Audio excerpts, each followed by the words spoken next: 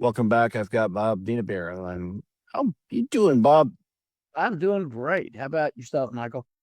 I'm doing really good. I've been looking forward to this one for a while. I saw it on my calendar. I'm like, finally, get to talk to Bob today. So let's share a little bit about you, and then we'll jump into the conversation. Business wise, I've been doing what I do for about the last 3 decades. We focus on executive benefits for successful companies, not necessarily just public. uh, Probably about 50% of businesses on private companies as well. And, we do S Corp, C Corps, non for profit. So we get into all the different things. Anything that's a benefit program that's available under 409A, we focus on that. And we like to believe we're really good at it because we've never lost an audit with a client. We've never had a customer or participant complaint in all the years we've been doing that.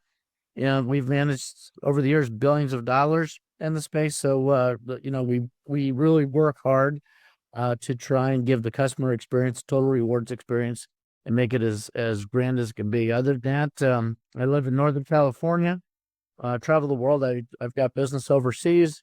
I have a daughter that lives in Prague. I do anything outdoors, skiing, mountain biking, anything. So I'm in the right place.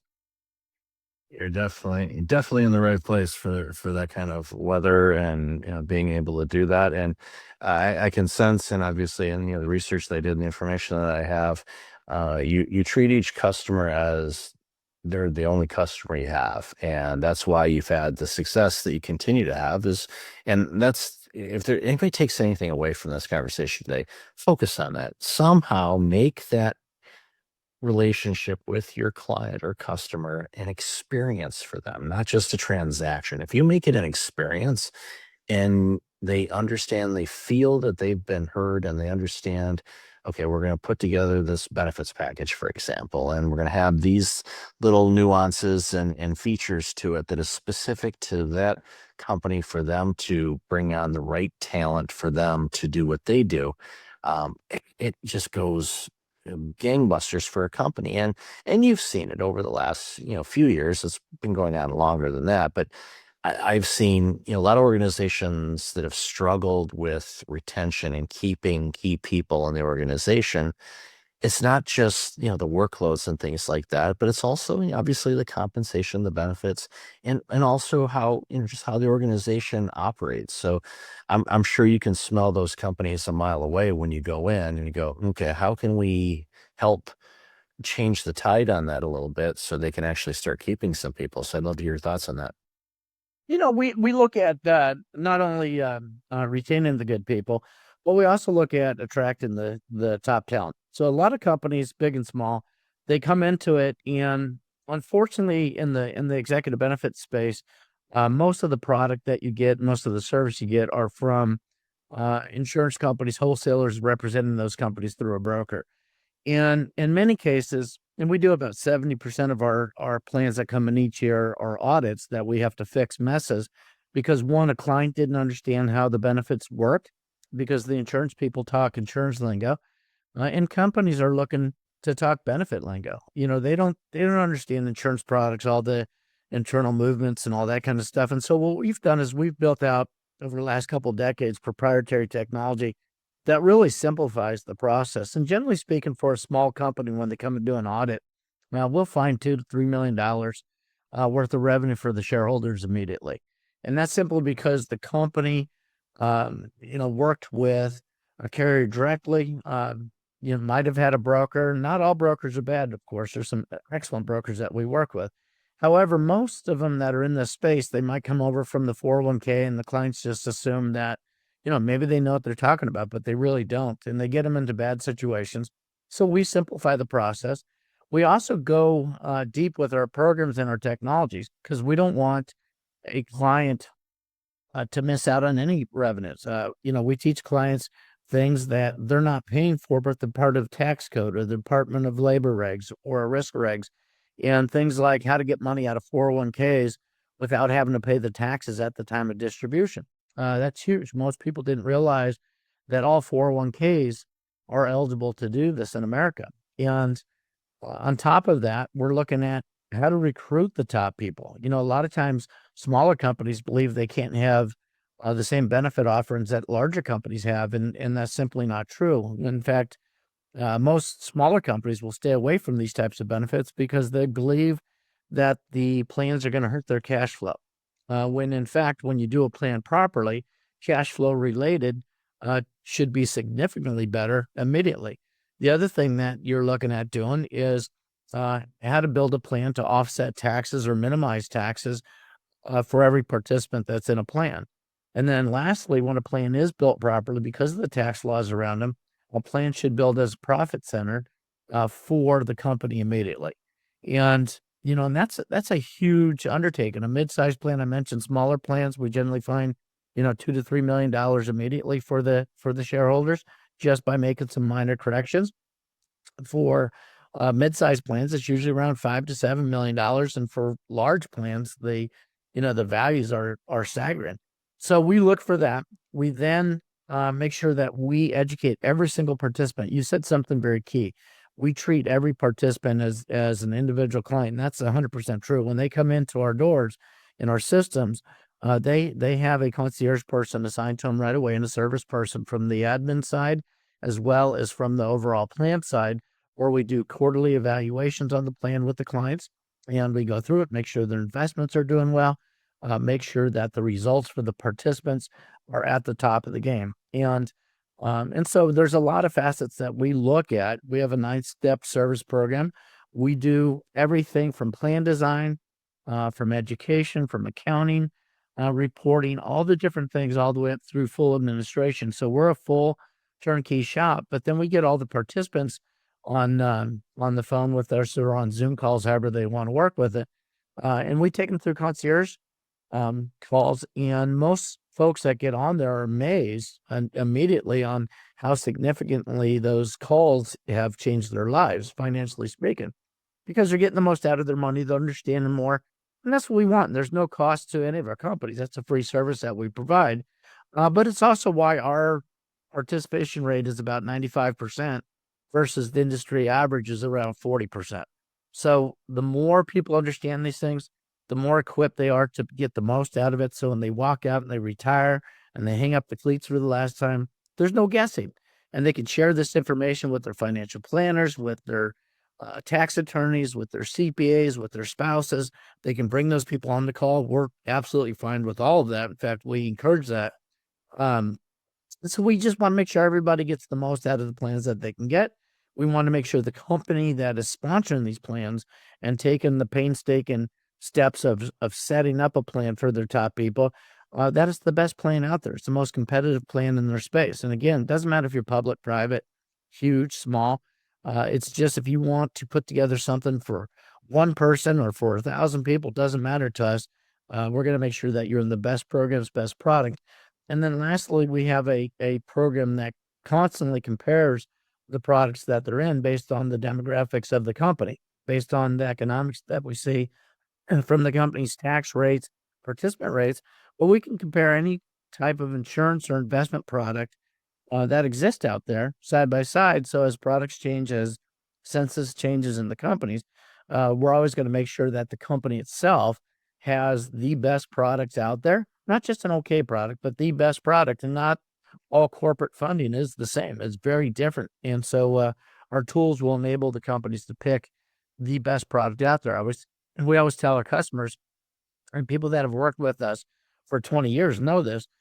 We don't pick the product. We show you the best product out there. And then the CFO and the team that's sponsoring the plan goes through and does the side by side analysis, because it's very simple that way. And they say, here, go with this one. And that's what we like to have happen. The phrase that came to mind is basically you grab the DNA of an organization and you find the DNA match in the benefits side of things. And that is rarefied air. Not many organizations do it to that level. And even you mentioned, two things that you came to mind. The first one, we'll talk about the tax side of things. I think back to all the benefits conversations I had when I was working at organizations and we brought in brokers and different people and all that stuff. Never was taxes brought up for the business or the individuals that worked for our organization. And that is a huge thing, especially when you're coming, from a retirement side of things. It's like, okay, how do we design your retirement plan to mitigate, the tax situation? So when you do retire, you actually have some money that you can play with, and you don't have the IRS going, thanks again. We want to avoid that if we can. And it's not by circumventing anything. It's, using, the tax code to, benefit the people. And as we know, every year there's new changes to tax law, and whether it's, brand new legislation or just tweaks or the expiry of things or the introduction of something else.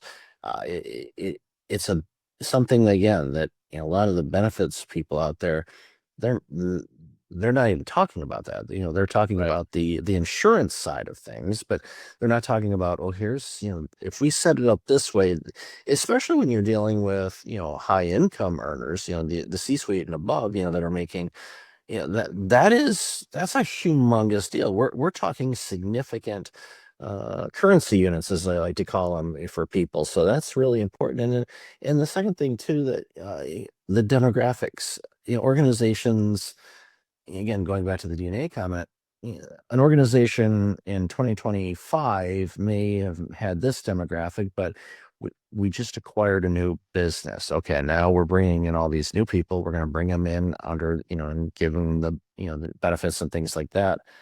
All of a sudden, the demographics of that organization may have changed dramatically, which you go, okay. And most people say, okay, we acquired this business, we add them in. Okay, here's the payroll, everybody signed in and all that stuff. Okay, we'll just add them to the policies and proceed and the, benefits plan here. Fill out these forms, da da da, and away you go. It's a lost opportunity for savings from, the business standpoint, but also, benefits and savings for the individuals as well. And I think that's where, doing that snapshot of you. And that's why it's so important for businesses to, understand who you are and, what you're, and a lot of times they may not know just because they're so focused on growth of the business and everything else.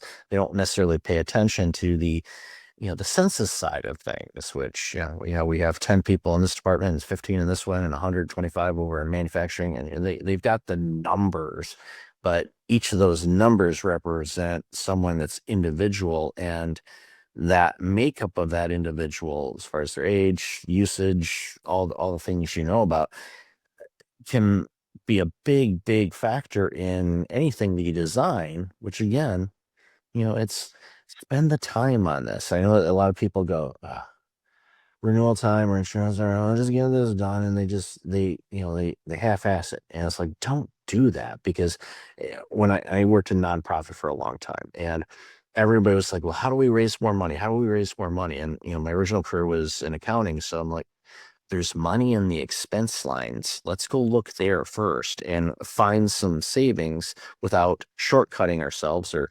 requiring people to buy, instead of buying decent pens, you buy the cheap generic ones that the ink runs out about 3 minutes after you start using them.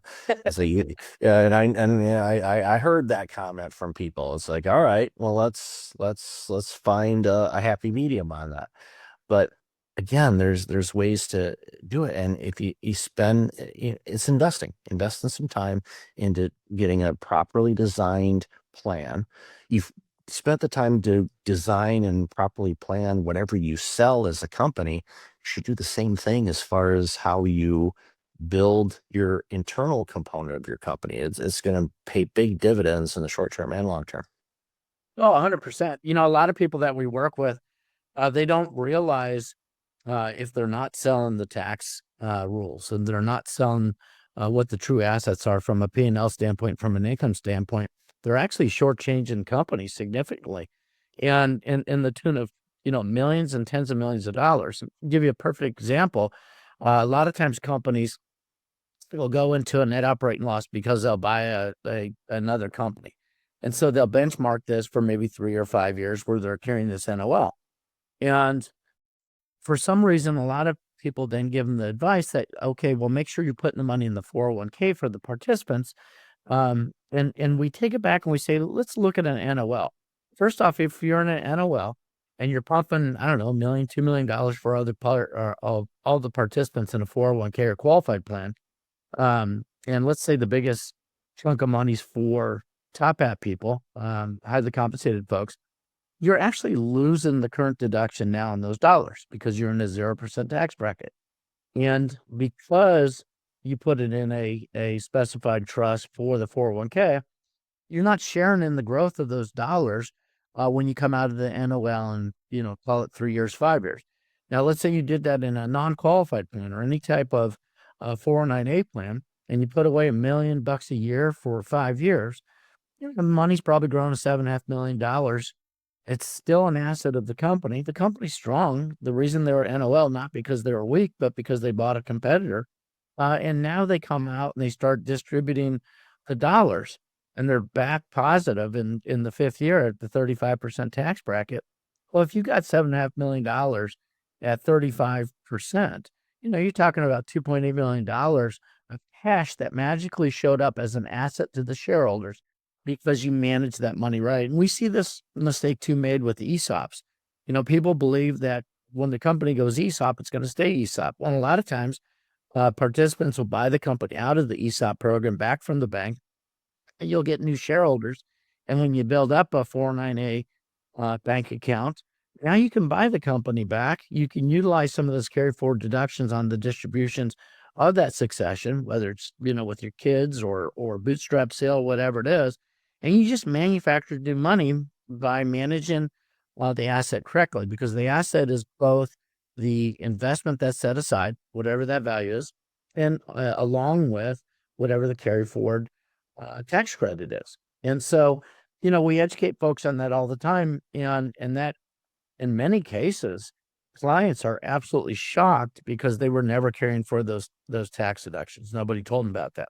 So yeah, understanding the P&L on these things, understanding uh, the income treatment, how this works, understanding that whether you fund your plan with investments or insurance, and insurance is generally the most common funding program out there because of you can, if you set it up right, you don't have to pay taxes on the gains or on the distributions from the company. So it puts the company in a very good advantage on putting together a plan for the participants, which they can share those excess dollars not only with your executive benefit top at people, but you can use it for whatever you want. You can share it with 401k participants, make the match better. Whatever you need to do, you can do the corrective surgery, because now instead of losing those dollars by not tracking them, now you're recording those, and you're using them not just at the time of distribution, but if you need money today and your income statement shows you in 5 years you're going to be $5 million ahead, you can pull dollars out today and true up the asset as you move along.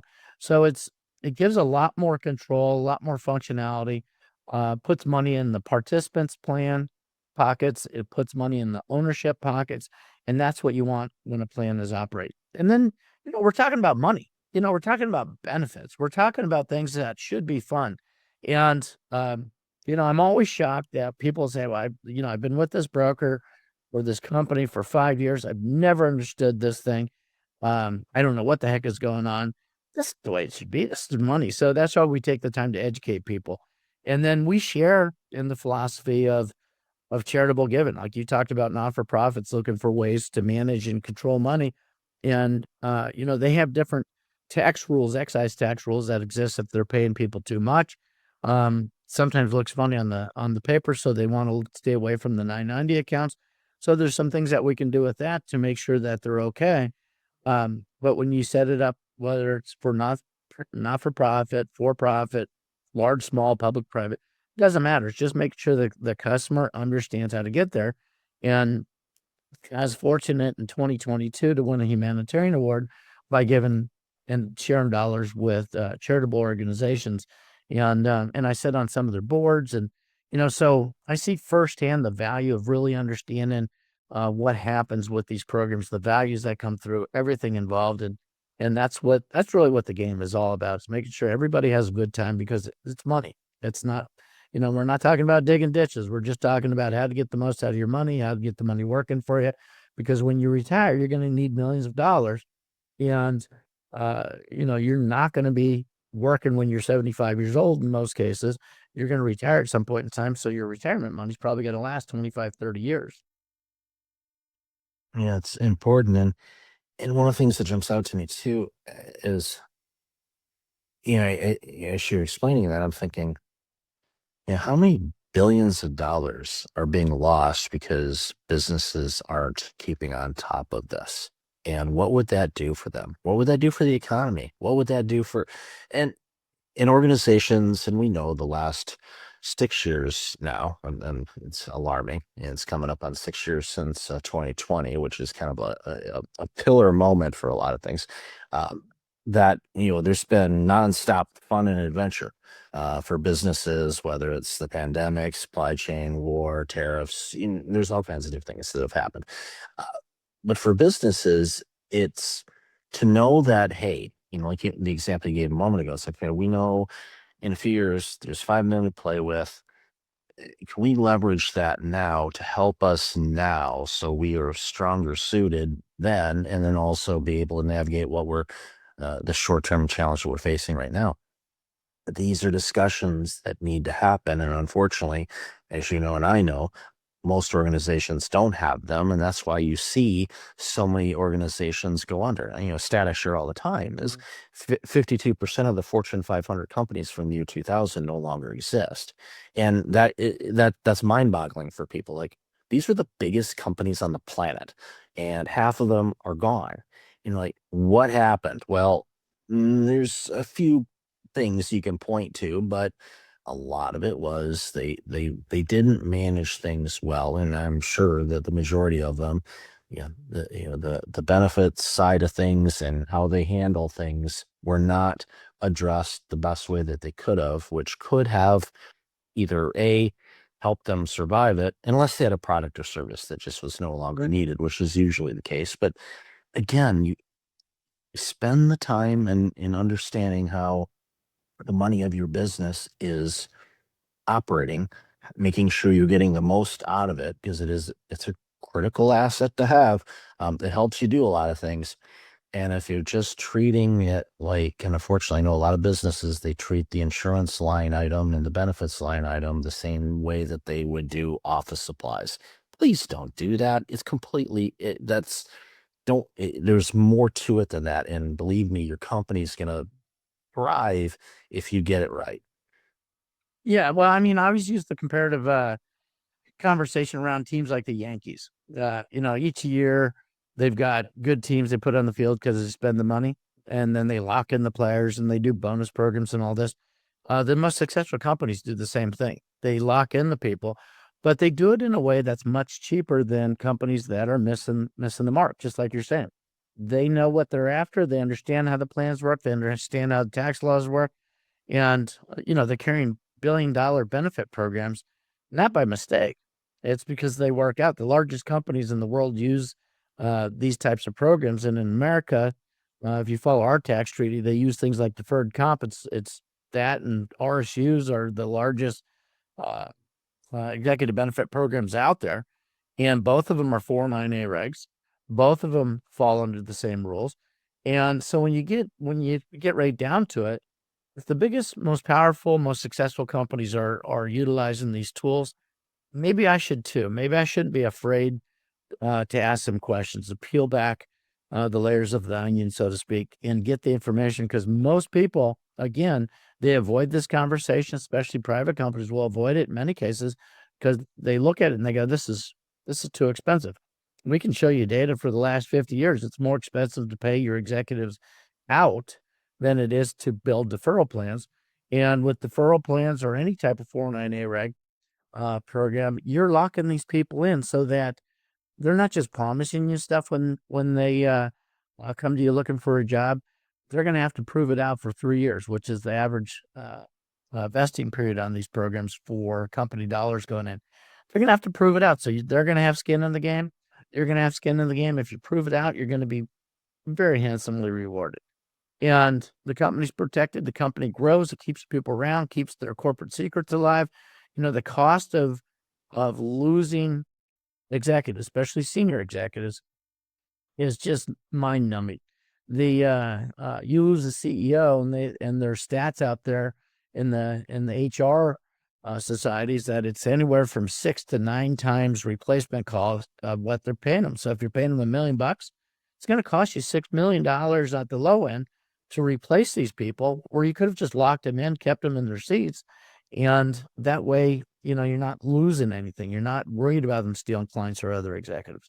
So there's a lot you can do with this. And, whenever we do audits, Michael, they're free. And because of our technology, it makes it very easy for us to do it. And we're the service leaders in the executive benefit space for years. We get national and international awards on this stuff. We take care of our clients. We treat them like family. They're friends to us, the whole thing.